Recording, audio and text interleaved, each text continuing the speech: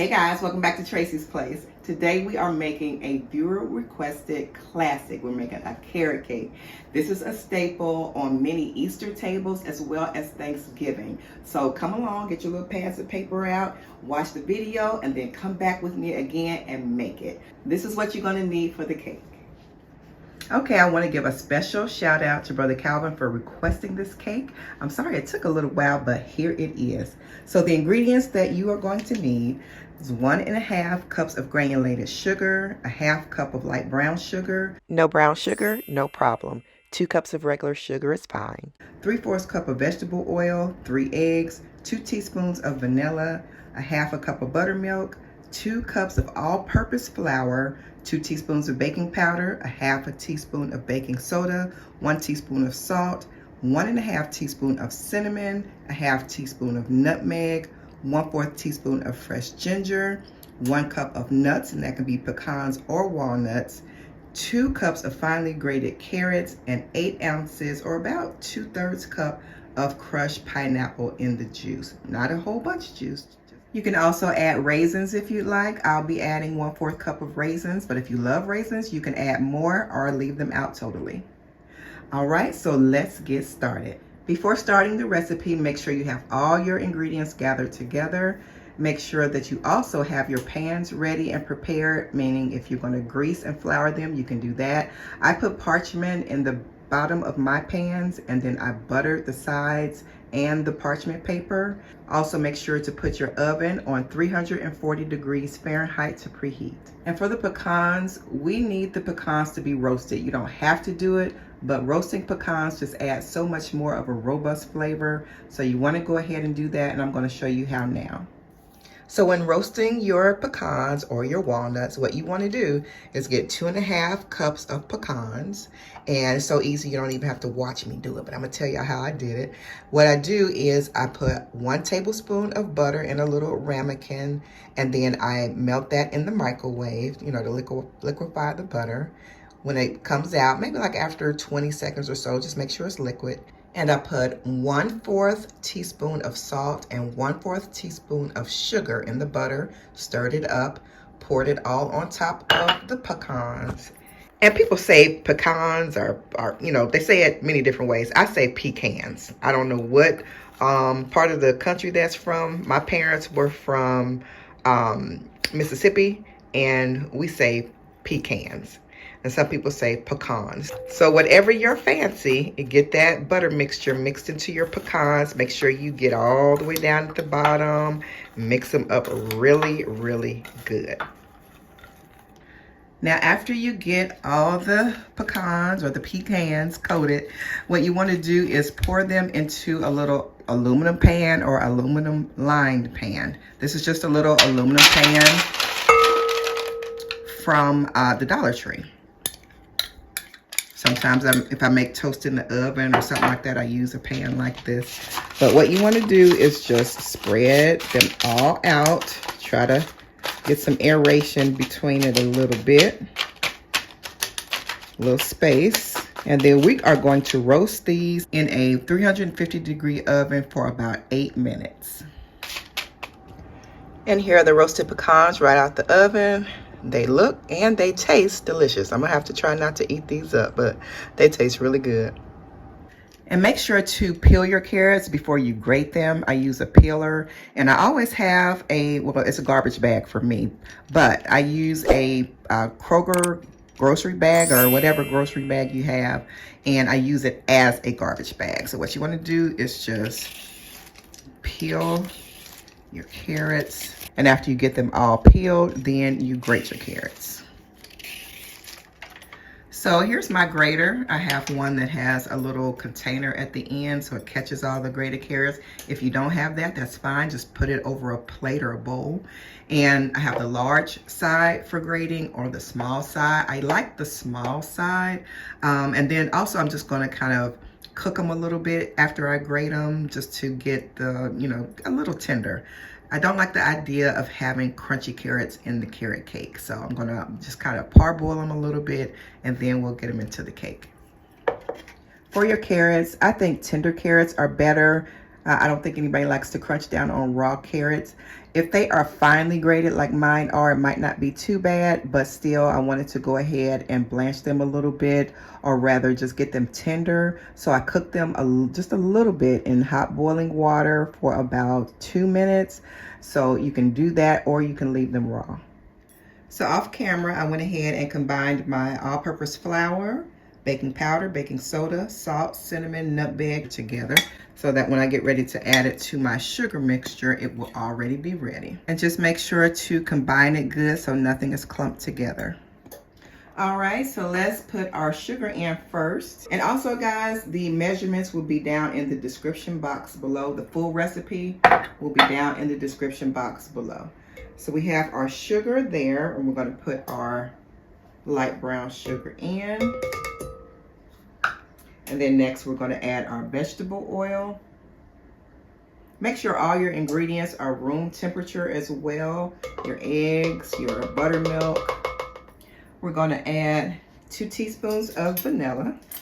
And like I said, you can use whatever you have. If you have pure vanilla, that's great. If you can't, sometimes things can be pricey. And if you have imitation, that's fine as well.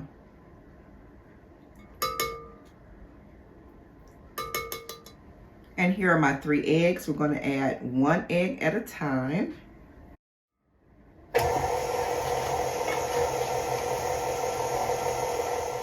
And when you're cracking your eggs, you guys, make sure to crack them in another separate container.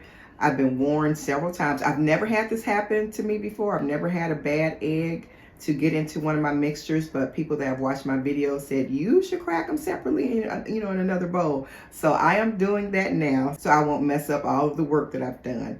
Make sure to crack them separately and add them separately.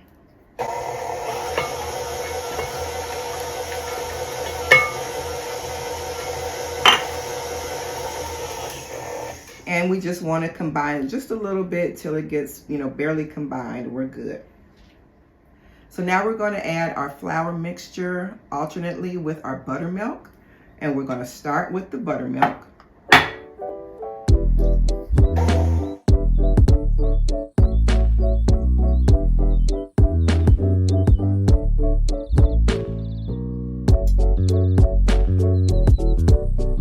And now that we have the mixture combined, we're going to go ahead and add our pineapple.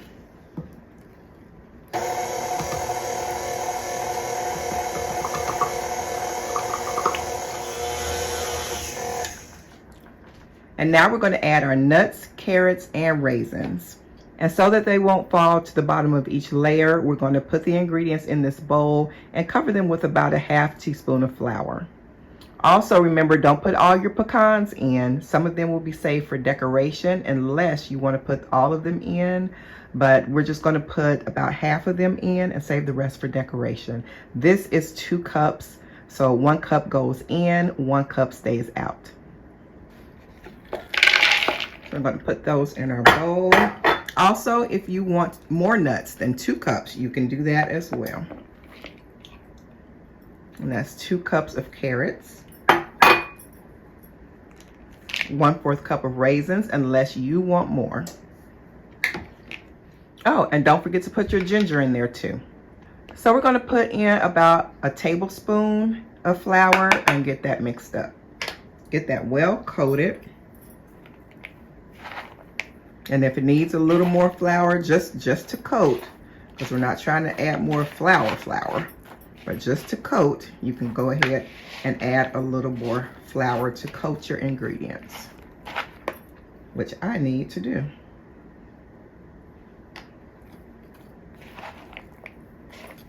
Now you can add your carrots in without coating them with flour. I just like to coat mine with flour as well. When you do that, make sure that you kind of wreck it, with a fork and kind of unclump them, because they can become clumped. Okay, let's add our carrots, nuts, and raisins to the mixture.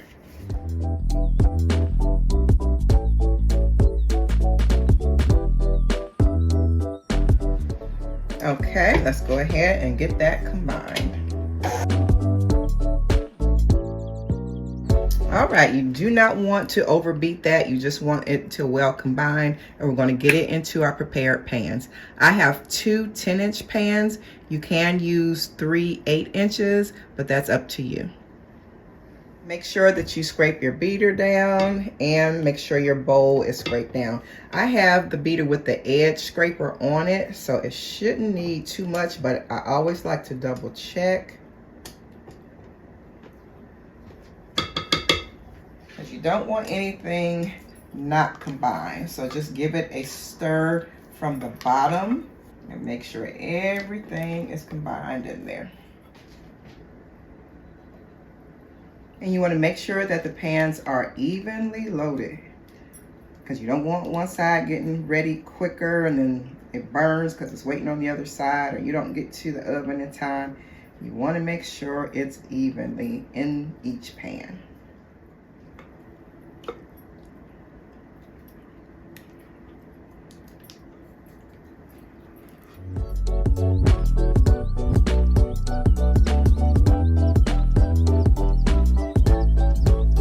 Make sure you just pound on your surface, get the bubbles out.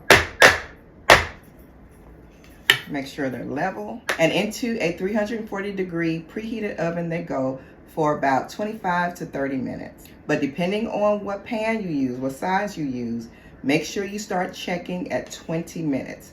This is a bigger pan, so it's not as full, so I'm going to start checking at 20 minutes. So as you can see, the cakes are out, and I'm going to make the glaze now, the buttermilk glaze. So I have 1 cup of granulated sugar, a 1/2 cup of buttermilk, 1 teaspoon of baking soda, 1 tablespoon of light corn syrup, and 1 stick of butter. And I'm going to turn this up on medium high for now.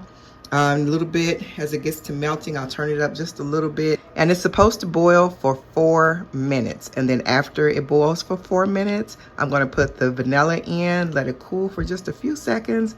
And then after 4 minutes, I'm going to put the vanilla in and get that mixed in. And then I'm going to kind of slather the mixture over with a brush, a baker's brush. I'm going to slather the mixture over the 2 layers. Don't let it stick to the bottom of the pan. Make sure you keep stirring the bottom. And make sure that corn syrup gets all through there and everything gets well combined. So you want to get a whisk. And it's been going close to 4 minutes, almost right at 4 minutes. As soon as it finishes boiling, and you may get a few little brown pieces that have scraped up off the bottom of your pan. That's okay. That's why you don't want to let it, stick. You want to keep it moving, keep it moving. Okay, I'm going to give it about 20 more seconds, and I'm going to turn it off. And I'm also going to put a little bit of imitation almond extract in there because I love almond. But you don't have to. You can just put vanilla in if you want. So now I'm going to turn it off, and I'm going to remove it from the eye. And I'm going to go ahead and put my vanilla in, and that'll be 1 teaspoon. And you see it's bubbling. So you want to go ahead and stir that. And I'm going to also put in about 1/2 teaspoon of imitation almond extract. You can put in pure almond extract or no almond extract at all. But I just love that taste. It just adds a special to a lot of things. So this is the glaze, and we're going to spread it on top of these cakes. You can use a pastry brush or a spoon, whatever you have, but you just want to get it saturated on top, on both of the layers. And this is going to add so much flavor. And you want to let it get on the sides and drip down the sides of the cake too. That way the sides get flavored as well.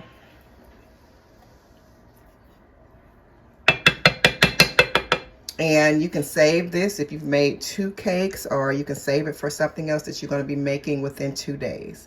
And I am flipping the layers out. It smells so good in here. And there we go. And here's the icing. It came out so good. And here are the layers. There are two 10-inch layers. So I already have one covered in the cream cheese icing. And then I'm going to put the other on top and then ice that one and then ice them together. So this icing, you guys, I have a video already for that. That's why I didn't show it in this video, how to make it. I'm going to link the video to at the end of this video. So don't click off as soon as you think it's over. At the end of this video, wait till you see it. It's going to be a little square box, and you just click on that square box, and it's the video for this icing, the cream cheese icing. And I'm also going to link it down in the description box below this video, so don't forget to look for it there, or either click on it at the end of this video. Also, you guys, if you have been wanting a KitchenAid mixer, I'm going to link the link to that down below in the description box to Amazon. And also this gorgeous fluted cake pan. It's glass. It is gorgeous. We've had this for 27 years. We got this as a wedding present, and I'm going to link it below. It's not going to be the exact one, but it's going to look like this, because the exact one I don't know where it was gotten from, of course, but I know Amazon has it. So if you want a beautiful glass dish for your holiday desserts, I'm going to link it down below. So now I'm going to put this gorgeous layer with the glaze on. I'm going to put right side up.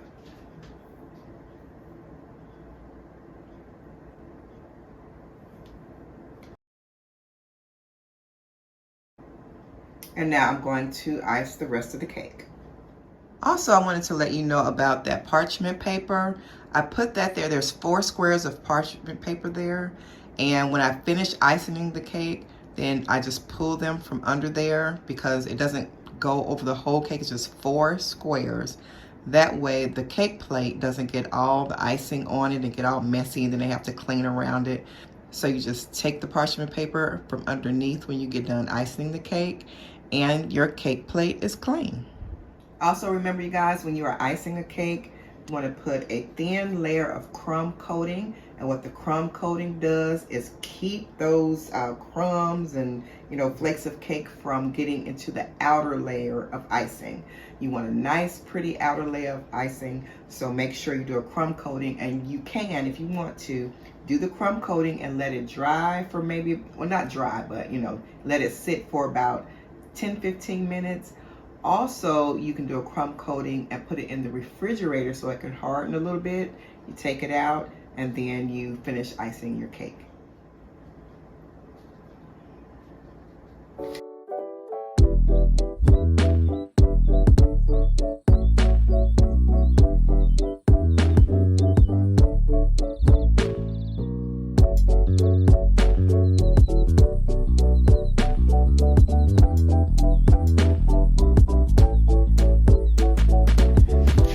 The finished frosted cake. Don't forget, put your pecans or your walnuts on, and you can decorate it any way you want to. You can put them in the center, around the edge, around the sides, pack them in like that. So I'm going to show you what I'm going to do with mine.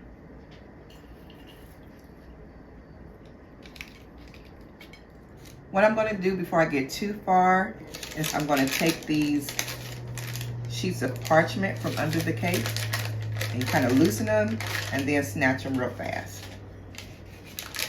Loosen them and then snatch.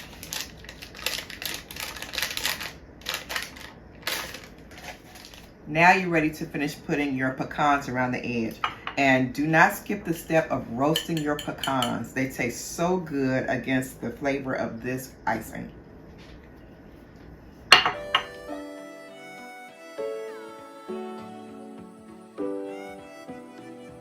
All right, you guys, it is finished. See how pretty? I have nuts on top and around the base, and then I have little sprigs of carrots, little grated carrots around the side and in the middle. As you know, it is definitely a carrot cake. So my husband is going to taste it for me. So I'm going to go ahead and cut a piece. It feels so moist.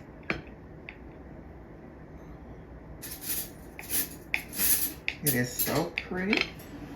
Again, you can make this a little bit more smaller but higher. You can use 8-inch cakes instead of the 10-inch that I used, and then you can even split the 8-inch cakes and it'll be super high.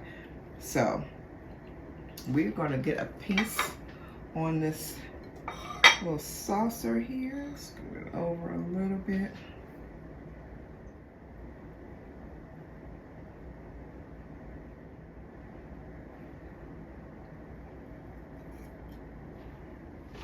You guys, look at that. It looks super moist. Okay, Mister's gonna taste it for me and let me know how good it is.